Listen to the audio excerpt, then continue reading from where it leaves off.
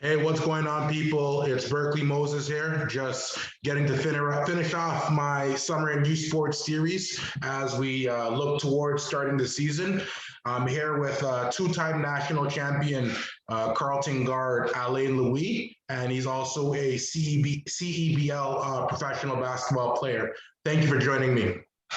Thank you, man. Thank you. I appreciate it.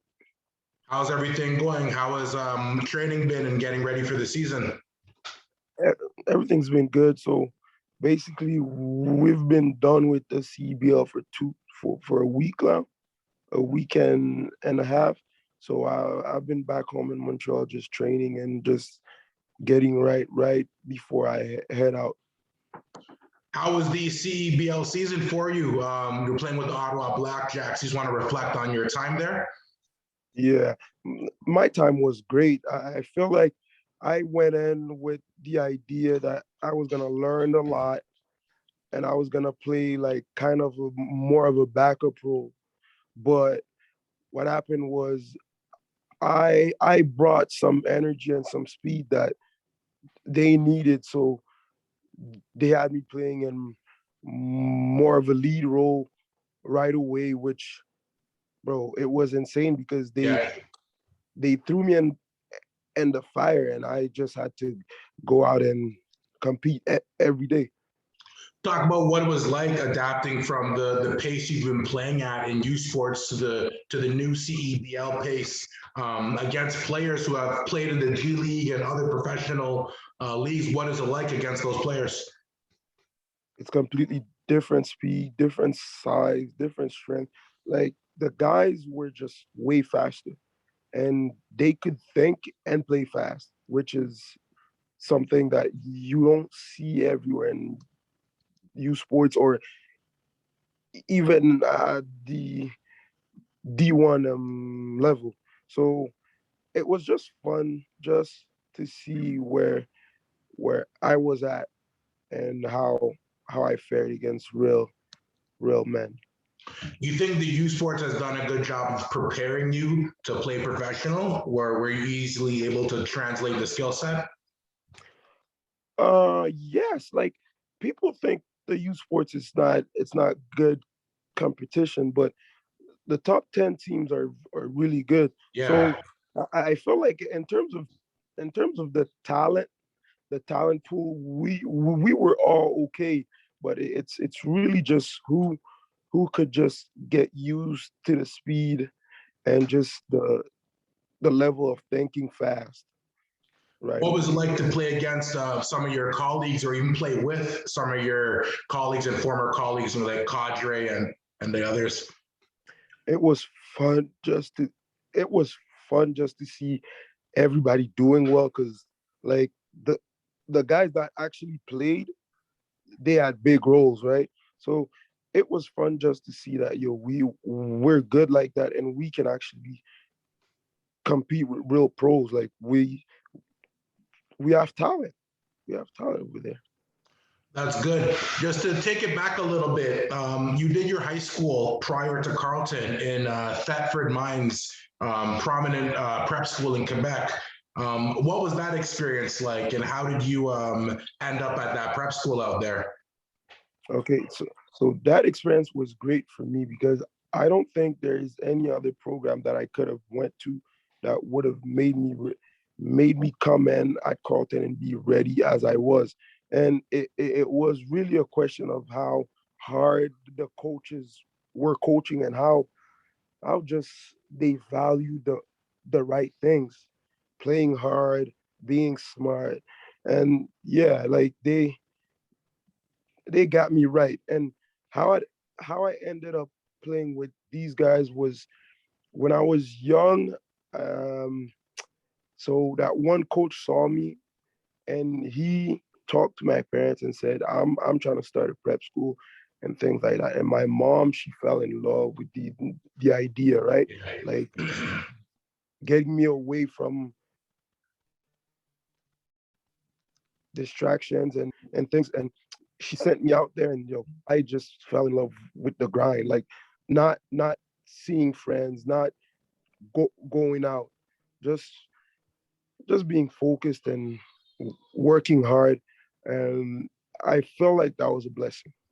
That was a Were you at blessing. the prep school the first year that it opened? Yeah, yeah. What was that like being part of the inaugural year, the freshman year for the whole school? What was that experience Man, like? man, it was great. It was great because when you're there for the first year and you stay for a long time, you just witness growth, and not just growth in terms of pe- people, but growth in terms of the program. Like year in and year out, getting more money, year in and year out, gears, things like that. It's Yeah. I would say it's beautiful to see and witness. I mean, even looking at the program long term to what they've become, how would you rate that, or how do you look at that?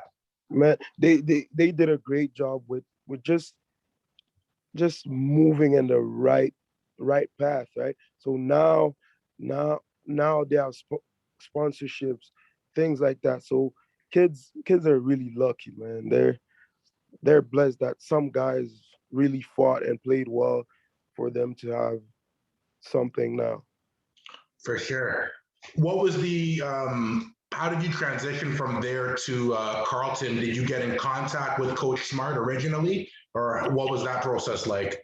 Yeah, so basically the reason why I went to Carlton really, it's because when it was time for me to go D1, my grades had a few issues with that. And then but at the same time, when I was like 16, some guy named Osvaldo. Osvaldo used to be a youth sports guy at Carlton, and he won Player of the Year three times. Okay. So that guy, he watched me play, and he really liked my game and told me like, yo, you can be really good if you do this and this. And we just kept in contact and built a good back and forth.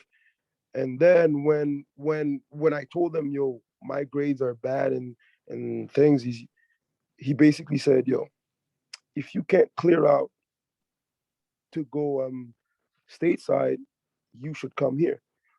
And at the time, he was an assistant coach, right? So when he told me I should come, I listened, and that's what happened. I went there, and yo, just the first scrimmage of my visit, just how competitive the spirit was and the whole gym. I fell in love, and I was like, all right, this is me. Yeah, that's great to hear. It's great to see you kind of overcame that. We all know about the basketball side of Carleton. How are you doing now with the academic side of it? They make sure you have every resource possible to just be a good student, and they're not they're not just trying to let me pass and go through school. They're actually trying to help me like be disciplined in school, because they think discipline in school tra- translates on the court. So it's big, man. They help me out for sure. That's good. Is able to help you both academically and athletically kind of advance your stuff there. Yeah, that's really great to hear that some of the schools are doing that and they're putting the resources back into to help the students, especially students that like Black students that look like me and you, getting those extra resources to raise ourselves up academically and athletically, right? Yeah, yeah. They really make sure like you get your stuff done, and we're gonna help you anyway and anyway. Yeah, that's great to hear. When did you was there a point when you got to Carleton and you realized like this school is it's not all hype? These guys actually mean business, or did you kind of realize that right away when you stepped in there, or did it take some time to kind of get with the program? So when you're young and you get to a place, you think, oh, okay, this is real. Like these guys are competing. But after like two or three practices, when we were putting plays in and stuff like that, I was like, this is a lot. Yeah, And then I just seen them just pick it up so fast and just move fast and do everything fast. I was like, okay, this is the real thing. This school is exactly what I needed. I needed a slap in the face and just to wake up and to understand you. This is the next level. Like you need to be on your 100 every day. Yeah. There's a couple kind of players. There's some players that need their handheld and to kind of be soft spoken and walk through that. But then there's others that you said that need that kick in the pants or the slap in the face to kind of get going. And you said you yourself are in that the second category. You need to be pushed and motivated to keep going. Oh yeah, if there's one thing the coaches did a great job of in my first year is understanding what kind of person I was. Like I've never been the kind of person that coaches needed to really be like, oh, you good, you feel good. Nah, I'm a competitor. And Yeah. when I step in the lines, there are no more friendships, no more anything. I want to kill anybody that's playing against me, right? So they did a great job of just knowing who was in front of them, and they understood real quick that this guy, you actually have to challenge him every day and be in his face so he can just play well Yeah. every time. Yeah. You guys have some of the great guards. Some have graduated, like Yassine, and you still have Lloyd Pandy, one of the best young guards in U Sports. What's it like being on the same team with some of those guys and growing with those guys? Man, I would say it's all fun and games, but the practices, dog fights, like for the 3 years that we were all together, the every practice that we had was harder than 98% of the games that we had. Like the practices were insane. Like Yeah, when I'm telling you, if people just could watch tapes of our practices, they would be like, okay, this is different. Because we had so much talent that any day anybody can be the best player in the gym, basically. yeah, So it was that crazy. And it was fun because we understood everybody was trying to get everybody else better. So nobody took it personal. Even though some days it came it came to blows, yeah, pushing, but yeah, we all knew. yeah. That's good. You see, that's how you build that. They say it's like families have fights. You fight with your cousins, your brothers, you says whatever the case, your parents. So is that building that family atmosphere? It's obviously going to be part of it, and it's obviously very competitive there. So it probably adds to that even more. Yeah, for sure, man. How would you say that the coaches, which Coach Charles now and Coach Smart before, how would you say that they build the culture there, the winning culture that you guys have? Yeah, so Taffy used to coach with Dave back in like '09 or '07. So Taffy understood what Dave meant to this program, right? And he understood how Dave was managing everything. And he brings the same type of fire, but he's a little different.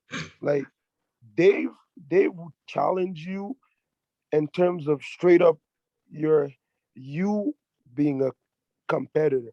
But Taffy's more, he's gonna challenge you as a man. Like, are Yeah, you going to be a man and take ownership and just being a man? But Dave would challenge you about you not you being a competitor, you wanting yeah, to win, you just waking up and saying, I'm better than this guy. And they're different. Dave Dave is a little crazier. Taffy's more he's more of the calm guy, but they both have their fire. One is red, one is blue. yeah, They both burn, but yeah. for sure, for sure. With the Sorry, my question I just kind of slipped my mind. With the youth sports, right? Sorry, yeah, just came back to me. From someone that's watching youth sports as a fan of youth sports, there's kind of a feeling that okay, well, no matter what happens, Carleton's going to win at the end of the year, right? Obviously, there's a lot of talented teams out there, not to take anything away from them, but you guys have been the most consistent and the rightfully the favorite to win every year. What do the coaches do to kind of keep you guys humble and to kind of keep you guys in check, knowing that there is an expectation of success? And with the previous success that you've had, how do you guys not let that go to your head per se?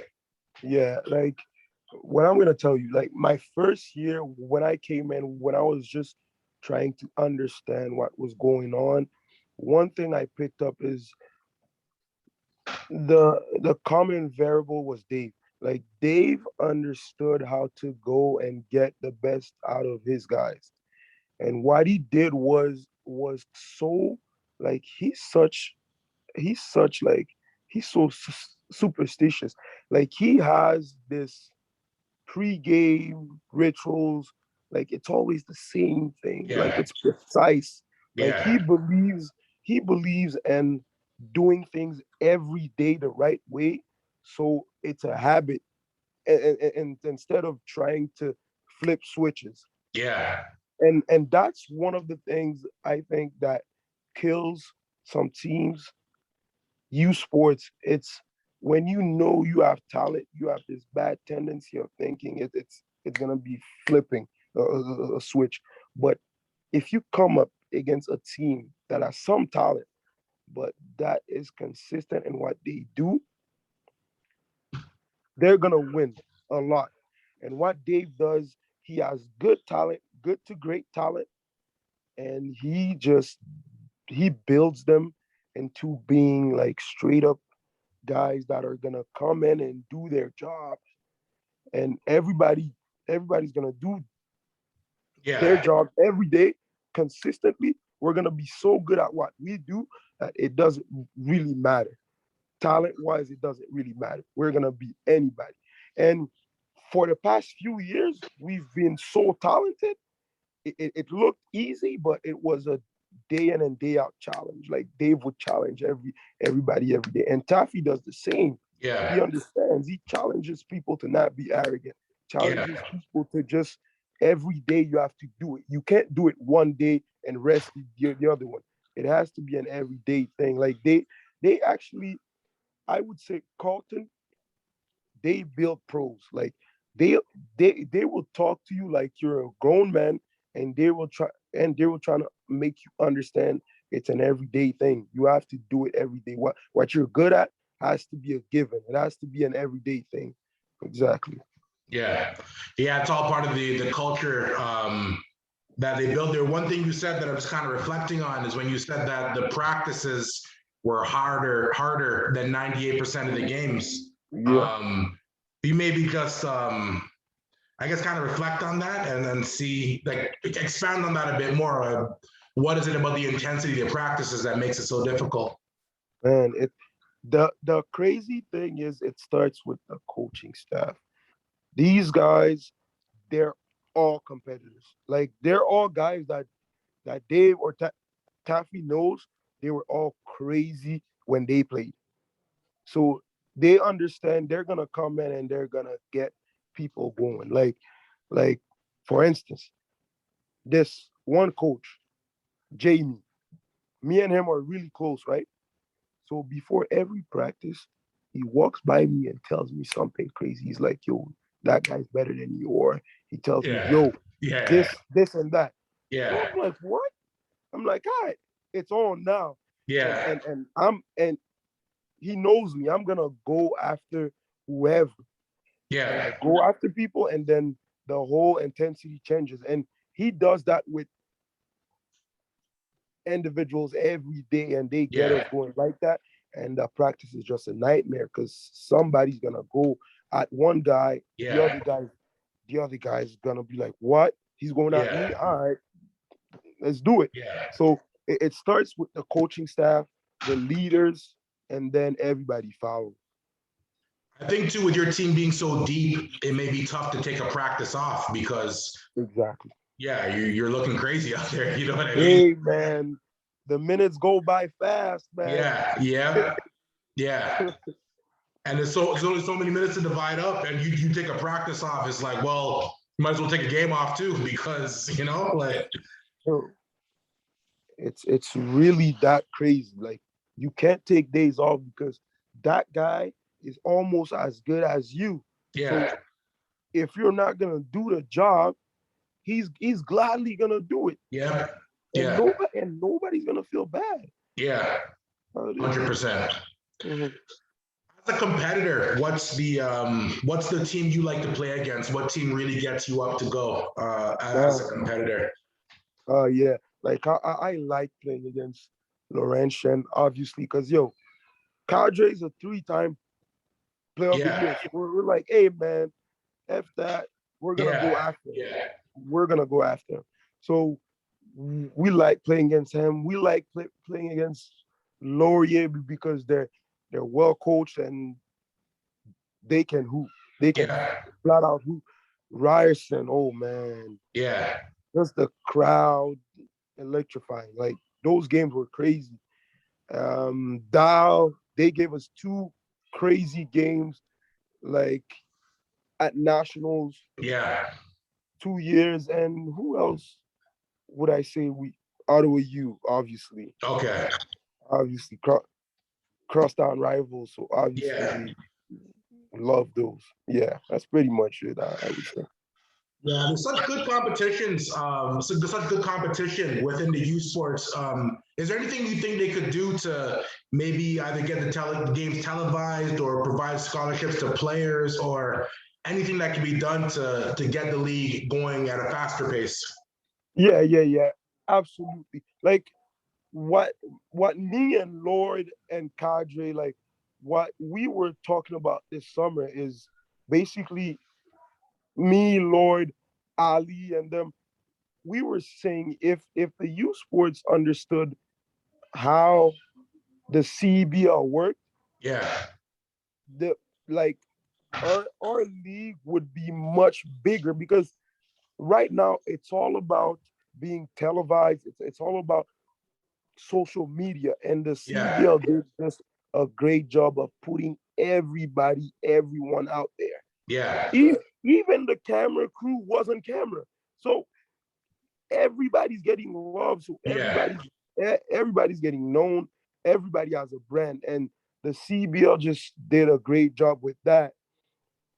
And the Blackjacks, I think they did an amazing job of putting people out there and helping us with our brands because every sport now, if your name means something, it's Yeah. you.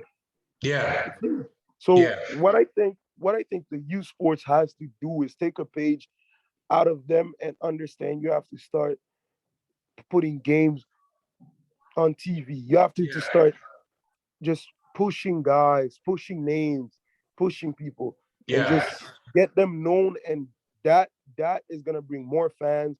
And when the league has more fans, the league becomes legit.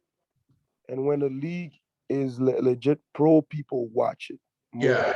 So Yeah. yeah, that's pretty much it. That's what I think For they sure. should. Even getting some of the past players out there, there's some guys that have graduated.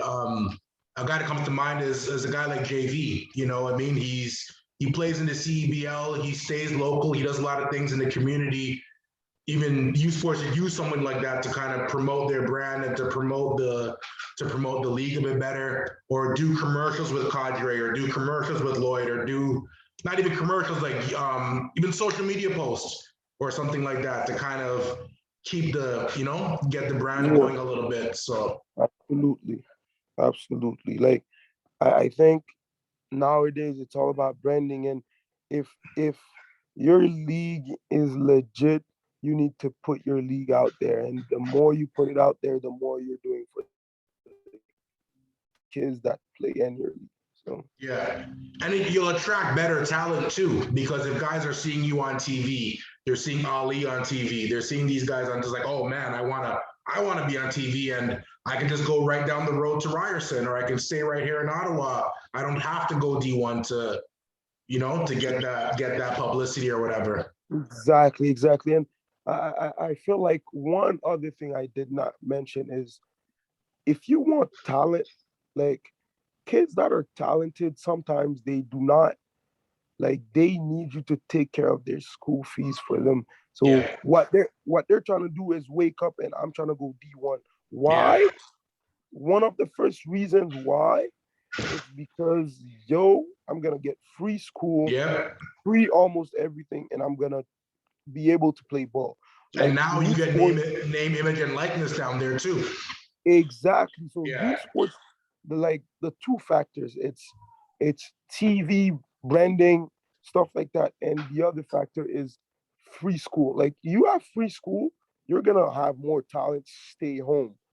Like if I can stay home, be yeah, seen on TV, yeah, and have free school, yeah, yeah. I know you say you're right in your own backyard. that's big. That's Yeah. big. Yeah. Do they play the games locally? Your basketball games? I know some of the youth sports football games they're played locally, but I'm not sure about if the basketball. I think maybe Capital Hoops is played on TV. Maybe I'm Okay. not even sure. I'm not even sure about that. Yeah. But yeah, it would just be a good idea to put us on national TV sometimes. Like you have a weekend where two games Yeah. like you're like okay, those are gonna be great games. Yeah. Yeah, For sure. For sure. For sure. Yeah. I mean, there's definitely a lot that they can do to improve. I'm sure they're trying to keep building and doing the most with what they have, right? Obviously, money's one of those touchy subjects that when it comes up, everyone starts to look at the person beside them, kind of thing, right? So yeah, absolutely. we'll see how it goes. As far as basketball in Canada, where would you say, or how would you comment on the state of Canadian basketball as a whole right now? Man, Canadian basketball is getting to a whole other level now because you've seen the guys make it to the league, and kids feel like they were so close to them that everything is possible now. Like I'm I'm I'm I'm looking at Montreal right now. Every Yeah, kid is like, yo, Chris, Chris is gone, Lou's gone. So yeah, yeah, I can do that too. So yeah, why yeah, not? Exactly. So yeah, it's all about and those two guys they always come back to the city. yeah, People see them and touch them, and they're like, yeah, "Yo, they're yeah, human, bro. Yo, yeah, yeah. That's good. I think some of the more as more players come back and stuff like that, we start to more and come more contact with some of the younger players. exactly." So like Chris has a camp, Lou has a camp now. So the kids come in and this is a guy that's getting paid millions. Yeah, They get a chance to play with them one on one. They get a chance to just ask questions. That's big. That's yeah, big. 100%. With your professional aspirations, do you think the CEBL is going to help you go forward professionally? Absolutely, because I think what the pro people are worried about when they talk about Canada is the level of competition. So Okay. they can watch a guy that they feel is legit, that can really play, but they're really worried about, oh, he's playing against guys that are slower, he's playing against Yeah. guys that are younger or things like that. But when you play in the CBL, especially as a young guy, you sports guy, they can see that you're playing against guys that have played EuroLeague Yeah. and the G League or top tier in any league. So they understand this is a real thing. Like you can measure guys right now Yeah. and see how good they are. So it's big. It's a huge opportunity that I don't I don't feel like everybody understands how big it is, but people should really take it seriously and try to trying to really do well. Nice. It's gonna end with some just some basic questions. Is there any NBA player that you model your game after? Uh, I would say my game, like I don't play exactly like somebody in particular, but I would say I take some stuff from a couple guys. So I would say I watch a lot of Chris Paul for sure. Chris Paul is one of my faves. I watch a lot of Chris Paul, Drew Holiday, and maybe I'm a big fan of Giannis. Just how hard he plays and how good of a teammate he is. Those are the three players that I probably watch the most right now. What do you think about the Lakers team? Do you think they're going to be able to do something with those new pieces there? Hey man, where there's LeBron, there's a chance. Hey, Yeah. where Even there's at his LeBron, age, slow down a little bit. huh? You think LeBron What? slowed down a bit? He's slowing down a bit, but he's such a genius that it doesn't really matter at that point. Like he probably has 2 years or one more year where he's still gonna be the best player in the league. So I think next year he has a chance. I think what's gonna get tough is that KD, even when he's gonna be older, he's still gonna be KD because he doesn't use much speed and much, like he uses length and skill, like pure skills. So I think LeBron probably has one or Sorry about that. You still there? yeah, I'm still here. Yeah. So I was end off just now. You're just saying, talking about LeBron.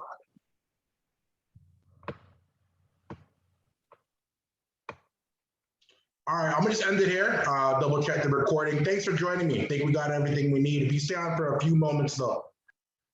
All right. All right, cool. Thanks, bro.